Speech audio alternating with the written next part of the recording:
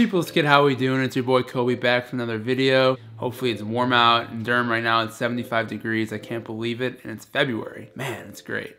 Anyways, I got a great video for you guys today. I was watching the Warriors-Kings game the other night, and I saw Steph and Curry have a fantastic game, but nobody could talk about that. All they focused on was the missed layup that he had at the end of the game. It made me wonder, man, how far has Curry fallen? Because last year at this time, he was considered the best player in the league alongside LeBron James. So in this video, it's almost like an appreciation video is what I'm going to do. I'm going to talk about Steph and Curry and the reasons why I still think I would take him over any point guard. Yes, and that includes Russell Westbrook, Chris Paul, and if you want to include James Harden, yeah, I'll take him over James Harden as well. I have 5 reasons as to why, and I hope you guys enjoyed the video. Number 5, elite unselfishness. Now, I think everyone is willing to agree Stephen Curry is an elite point guard. That really goes without question. But I also think you can make the case that Stephen Curry is arguably the most unselfish point guard in the NBA. What do I mean by unselfish? No doubt on the court, an unselfish player is somebody who is willing to find the best shot for his teammates, regardless of whether or not evidence from his career 6.8 assist average. I know guys like Russell Westbrook and James Harden have dwarfed Curry's assist numbers in recent years, but Steph has proven this season that the premise of unselfishness goes beyond the box score. You see, after winning a second consecutive MVP in a season that had him compared to Michael Jordan, on top of the Warriors winning an NBA record 73 games, it's hard to imagine most guys willing and able to allow a player like Kevin Durant to join the team and immediately take over the alpha male role. Think about that for a second. Instead of entering the season as a prime candidate for MVP honors for a 3rd straight season, he essentially decided that winning was more important to him and decided to share the spotlight with the new arrival KD. Alongside a prime Dwayne Wade in 2010 when LeBron James joined the Miami Heat, Curry is probably the most accomplished NBA player of all time to ever become second fiddle after one of the greatest regular seasons in NBA history. And trust me, Curry's unbelievable deference to KD has not gone unnoticed by Durant himself. In speaking to the media a few days ago, Durant raved about Curry's unselfishness, saying, "Curry has no ego. It's really unbelievable how big he is as a person, as a player, and to not really care about stuff that everybody else cares about outside our group is pretty remarkable. It's different when you see people like that." Although some people might see the Warriors and Kevin Durant joining forces, including myself, as a lack of competitiveness and wanting to beat the best, at least from Curry's perspective, he's doing all the right things as the team's point guard to make the team mesh, whether or not he is the best player. Number 4, the best shooter in the world. I think it's fair to use the phrase, pointing out the obvious doesn't make it less true when discussing Steph and his shooting prowess. Just about everyone and their mother knows Stephen Curry is quite possibly the best 3-point shooter of all time,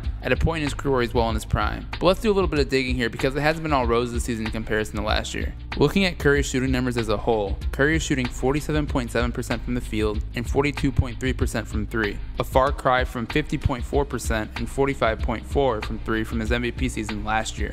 Considering the adjustment period of gaining Durant, most NBA analysts expected Curry's numbers to dip a bit, and they've done exactly that. Having said this, it's crazy to think that a true shooting percentage of 63.8 in combination of his 2-point and 3-point shooting is considered to be a down year. As Steve Kerr eloquently compared Curry to Ted Williams, and that the year after Ted Williams batted .406, he finished with a batting average of .356, a figure high enough to win the batting title, but considered to be an off-season for Williams because of the standard he had already set. So when we compare the shooting numbers of Curry to other top point guards in the NBA, the comparison made by Kerr proves to be right on point, as not one point guard eclipses Steph in his shooting percentages. What makes Steph's shooting so critical in his point guard abilities is that it forces opposing defenses to play honest on his shot when the Warriors run simple pick and roll action. Yet at the same time, when checking for Steph in the pick and roll, this puts incredible pressure on the help defense, who now have to figure out how to contain role guys like Draymond Green, or even ready to shoot players on all areas of the court for the Warriors. Even though some might argue Curry also benefits from an embarrassment of riches as the team's lead guard, people have to realize the success of Golden State's offensive juggernaut starts with Steph's second-to-none ability to shoot the basketball. And to make matters worse for opponents, his numbers are starting to creep up as he's been on a tear lately, averaging 27.8 points per game and 6.9 assists in the month of January, while being awarded the Western Conference Player of the Month alongside his teammate Kevin Durant. If Steph somehow manages to reach his MVP shooting form from last year on this year's Warriors team, a team that already looks unbeatable may actually become unbeatable in the NBA playoffs. Number 3, his defense is not as bad as you think. This one might come as a surprise to some viewers, but it's something that needs to be said to set the record straight. You see, for most of this NBA season, Curry has been the butt end of many jokes as a result of his inability to stop other top-tier point guards from playing at a high level against the Warriors, essentially using an argument as to why he fails to be the top point guard in the league. While it is true that Curry's lack of athleticism and average to below average lateral quickness will stop him from ever becoming an elite NBA defender in the league, he really isn't a step below any other elite point guards at this time. I've made this point before, and I think it's important that I make it again. In this era considered consider the golden age at the point guard position, there is not one single point guard in the entire NBA that can be considered a shutdown defender. If you're an NBA fan who watches the top point guards play against each other on a consistent basis, everybody gets eaten up by each other. It's just a fact. I don't care if you're John Wall, Chris Paul, or Russell Westbrook. Even the point guards considered good defenders in today's NBA are at the mercy of other great scoring point guards on the defensive end. I can't tell you how many times I've seen Russell Westbrook or Chris Paul get eaten alive by guys like Kyrie Irving and Derrick Rose on a consistent basis. Having said this, I won't stand on this point alone in discussing why Curry gets too much hate for his defense. When looking at the league leaders in defensive win shares this season, Curry ranks 7th in the entire NBA. Now granted, Curry's teammates Draymond Green, Klay Thompson, and Kevin Durant also fall in the top 10, but it's important to note that Curry has not been a detriment to the Warriors' overall team defense. After early struggles in the season as a whole maintaining penetration from opposing guards on switches,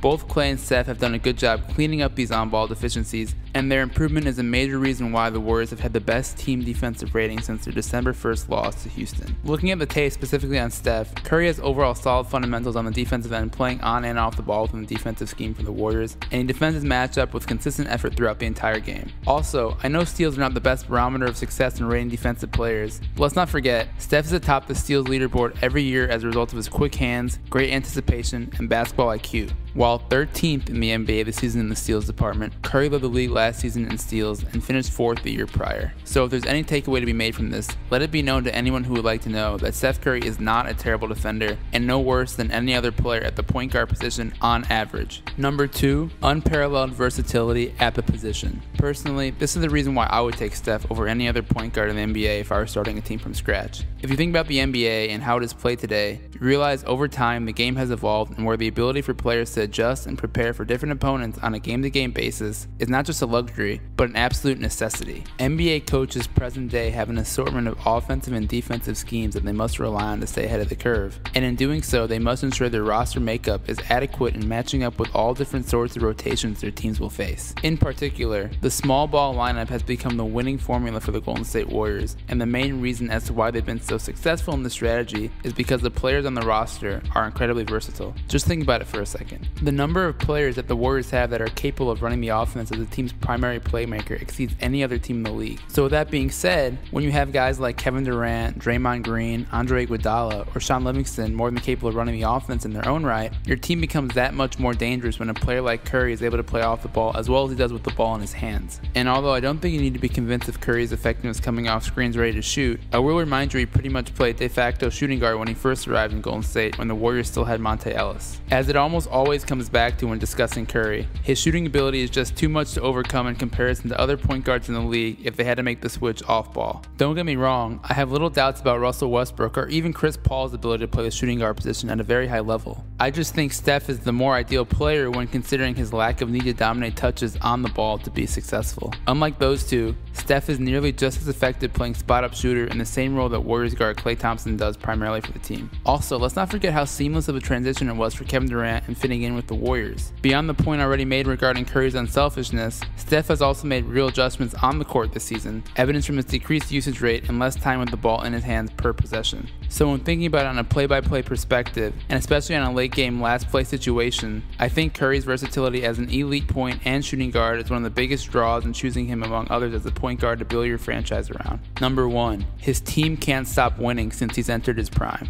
Let's be clear, I am personally against the criteria of MVP honors going to the best player on best team format, and while I do think Steph garnered this award 2 years ago because of this philosophy, you can't deny how good the Warriors have become with him as the preeminent player. Of course, the blueprint for the Warriors' success isn't just because of one guy or one coach, but the Warriors have single-handedly changed the perception of how teams can find prosperity deep into the NBA playoffs based around the ability to shoot three-pointers. It wasn't too long ago Charles Barkley made the now infamous claim jump shooting teams can't win championships, and despite the Warriors failing to repeat the title in 2016, they looked like the best team in the NBA at the moment by a wide margin by again heavily utilizing the three ball. Since Curry's first MVP season, the Warriors have amassed a regular season record of 183-32, good for an otherworldly 85% winning percentage. At home, it gets even crazier where they have been 107 over the last 2.5 seasons. In this modern age of the NBA, there has been no team to even sniff that type of regular season success on a consistent basis. So I just think for people to overlook Steph's impact on the Warriors voters fail to understand that statistics aren't everything. Like I said earlier, guys like James Harden and Russell Westbrook are indeed putting up video game numbers at a historic level, and their teams, especially Houston, are playing incredibly well at the moment. But even though their stats on sheer volume overtakes Curry's, winning comes first in judging the ranking of NBA players, and Steph has proven to be the main catalyst on the best team for the last 2 years. The reason why LeBron is considered the best basketball player in the world isn't because of how many triple-doubles he garners in a season or his routine post or dunks on a nightly basis. It's because he can consistently bring his team to another level simply because of his presence on the court. Although I rank KD as the guy next to LeBron that carries his quality in the NBA, Steph has shown he's right there at 3 over the past 2 seasons. I mean, it's crazy to me how much Curry haters conveniently forget how good Steph Curry was last season over an 82-game season, essentially rewriting the NBA record book so much that there needed to be a new book. I understand his numbers are down from a year ago, but the fact that people are now consistently questioning Curry's greatness throughout the season is just downright disrespectful. With or without adding Kevin Durant, the Warriors have been the best team in the NBA, and a lot of that is Steph Curry, period. So just like LeBron gets the benefit of the doubt in ranking the best players in the NBA because of how well his team performs year in, year out, Steph qualifies for the same praise that I think, along with the other points I mentioned, make him the best point guard in the NBA in the year 2017. So there you guys have it, my reasons as to why I think Stephen Curry is still the best point guard in the NBA. I think he's having a little bit of a down year, but it's only a matter of time before he starts putting on the show like he did last season. You just can't forget about that. I hope you guys enjoyed the video. I appreciate all the support we've been getting on the last couple of videos. It's been great. If you guys have any comments, let me know in the comments down below. I know that I'm probably gonna get a lot of hate. It's just the nature of saying someone's the best player, the best point guard. It's just gonna happen. So if you guys disagree with me, let me know down below and I'll try to respond and try to make my case as to why I still think Steph is the best. If you enjoyed the video, drop a like down below. We'll keep going with these videos. And yeah, thanks guys. Deuces. So back to what I was saying. Could be us. Could be us.